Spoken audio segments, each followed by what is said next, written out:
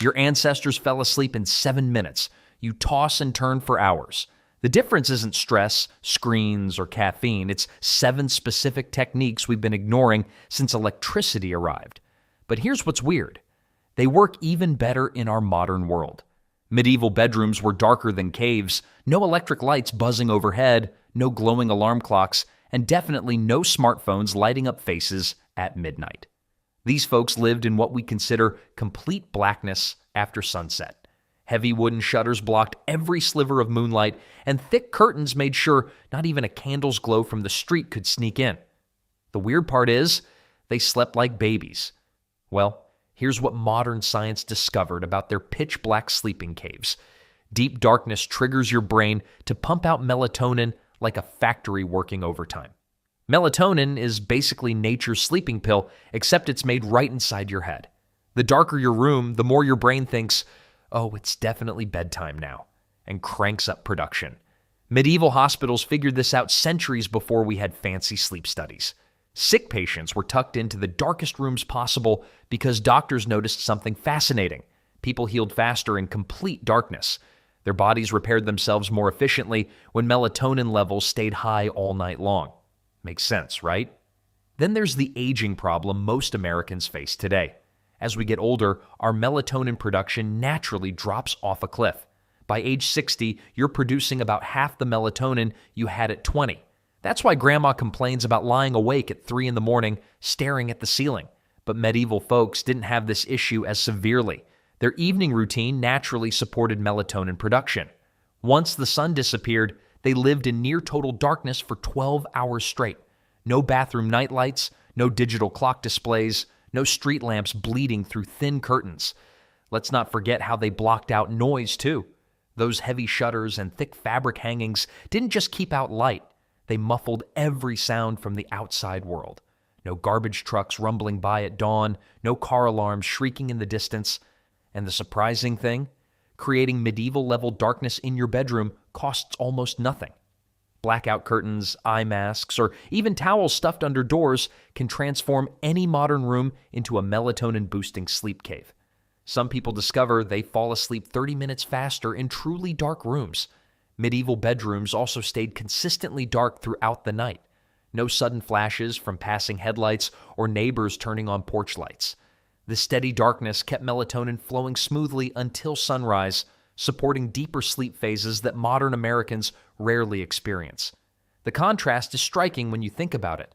We've got memory foam mattresses, temperature-controlled bedrooms, and silk pajamas. Yet we're lying there wide awake while medieval peasants on straw mattresses slept soundly in their dark chambers. Darkness was just the beginning of their sleep secrets, though. Their actual sleep patterns were completely different from ours, split into 2 separate chunks that might sound crazy today, but worked remarkably well.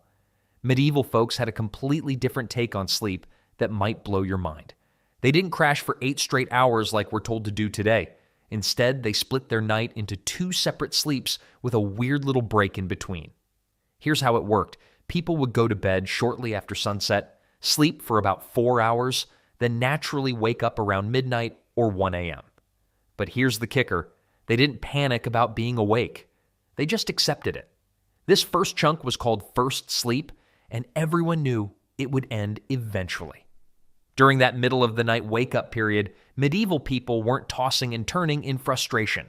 They'd pray quietly, read by candlelight, do gentle household tasks, or even chat softly with their bedmates. Some couples used this time for intimacy. Others would check on their animals or tend to sick family members. The key? Nobody rushed. Nobody stressed. They just let the night unfold naturally. After an hour or 2 of this calm wakefulness, they'd settle back down for second sleep, which lasted until dawn. This wasn't considered broken sleep or insomnia. It was just how human bodies worked before we invented the idea that sleep had to happen all at once. Modern research has uncovered something fascinating about this pattern. When scientists studied people in environments without artificial light, guess what happened? They naturally fell into segmented sleep within weeks. Their bodies wanted to split the night in 2, just like medieval folks did centuries ago. But wait, there's more to this story. People who practiced segmented sleep reported incredibly vivid dreams during that second sleep period. Their memory improved too. The brain seemed to use that middle of the night quiet time to process the day's events more thoroughly. Let's not forget the psychological benefits. When you know it's normal to wake up in the middle of the night, you don't get that crushing anxiety about sleep. Medieval people never developed the modern panic of lying awake thinking, I need to fall asleep right now or tomorrow will be ruined. They understood that rest came in different forms. This approach could be a game changer for older adults who naturally wake up during the night anyway. Instead of fighting it or reaching for sleeping pills, what if you just accepted it? Read something calming. Do light stretching. Meditate. Write in a journal. The pressure to force continuous sleep often makes insomnia worse. Medieval people accidentally discovered that removing the stress around sleep actually improved their rest. When you stop treating nighttime wakefulness like a medical emergency, your body relaxes into its natural rhythm. And speaking of natural rhythms, medieval folks had another secret weapon that made this segmented sleep work even better. They built incredibly consistent bedtime routines that prepared their minds for rest. Medieval folks had something we've practically forgotten: bedtime routines that actually worked. Not the rushed, last-minute scramble we call preparation for sleep today. These people treated their evening wind down like a sacred ritual. Every night followed the same gentle pattern. Prayers whispered by candlelight, stories shared between family members, simple chores done at a leisurely pace, banking the fire, checking that doors were secure, laying out clothes for tomorrow. Nobody was frantically scrolling through emails or binge-watching shows until their eyes burned. The routine itself became a powerful sleep signal. Here's what's fascinating about this approach. Our brains are basically Pavlovian dogs when it comes to sleep cues. Do the same things in the same order night after night, and your brain starts preparing for rest before you even realize it. Medieval people stumbled onto this neurological hack centuries before anyone understood how it worked. Well, it turns out modern science backs up their instincts completely. Consistent bedtime routines lower anxiety levels and help regulate our internal clocks. The repetition creates what sleep researchers call sleep hygiene, basically training your brain to recognize when it's time to shut down for the night. And here's the kicker: older adults benefit most from strict bedtime patterns. As we age, our natural sleep rhythms get wonky, but consistent routines can help restore that lost structure. Even people in their 80s and 90s show dramatic improvement when they stick to the same nightly sequence. The beauty of medieval bedtime routines was their simplicity. No complicated gadgets or expensive treatments, just the same calming activities repeated until they became automatic. A grandmother might spend 10 minutes organizing her sewing supplies. A grandfather would check that livestock were secure. Children listen to the same bedtime prayers every single night. But here's what really matters: even tiny rituals work. You don't need an elaborate ceremony. Something as simple as brewing herbal tea or humming a favorite tune can trigger your sleep response. The key is consistency, not complexity. Modern research shows that people who follow bedtime routines fall asleep 37% faster than those who just collapse into bed randomly. Makes sense, right? Your brain needs time to transition from the chaos of daily life to the calm of sleep. Then there's the psychological benefit medieval people understood instinctively. Routines reduce decision fatigue. When you know exactly what comes next, your mind can start relaxing instead of wondering what you've forgotten to do. The best part about their approach was the lack of pressure. These weren't rigid schedules that caused stress if disrupted. They were gentle patterns that made sleep feel natural and inevitable. Of course, even the most perfect routine won't help if your sleeping environment is working against you. Which brings us to something medieval bedrooms had in abundance that might surprise you. Medieval folks had it figured out when it came to nighttime lighting. No glowing rectangles demanding their attention at midnight. No bright blue screens tricking their brains into thinking it was high noon. Just the gentle flicker of candlelight or the dying glow of embers in the fireplace. Here's what's wild about candles compared to our modern lighting madness.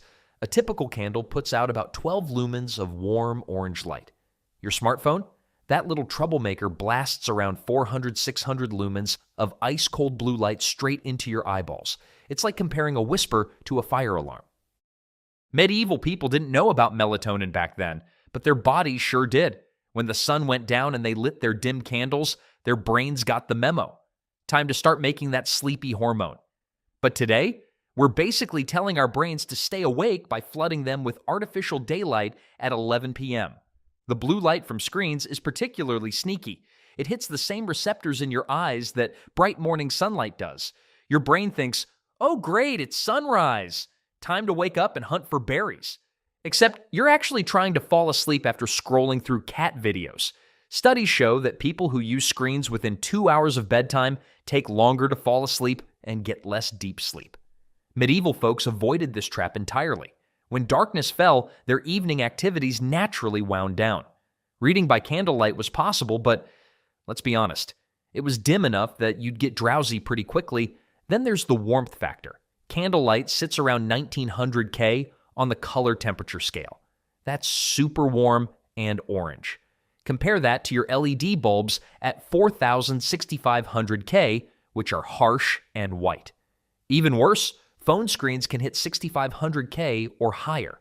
It's like having a tiny sun in your bedroom. Medieval people accidentally created the perfect pre-sleep lighting environment: warm, dim, and naturally calming. Modern sleep experts now recommend dimming all lights at least an hour before bed, and some suggest using special blue light blocking glasses if you absolutely must look at screens. But here's the kicker. You don't need fancy gadgets to copy what medieval folks did naturally. Turn off the big lights. Light a candle or two. Use warm, dim bulbs if you need electric light. Your melatonin production will thank you. The simplest approach? Just put the phone in another room.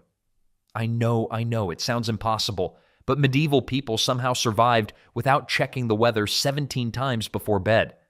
Speaking of creating the right sleep environment, lighting was just one piece of the medieval sleep puzzle.